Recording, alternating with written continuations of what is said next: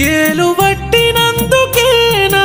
ఎంటున్నావు తాలి గడితివె నువ్వు చివరి దాకా నేను తోడుగా ఉంటా నీకు నే అమ్మవుతాను పుట్టిడు కట్టాలున్నయ మనకు ఈ రోజుంటై రేపుండై దిగులెందుకు నాతో సుఖముండదమ్మ నీకు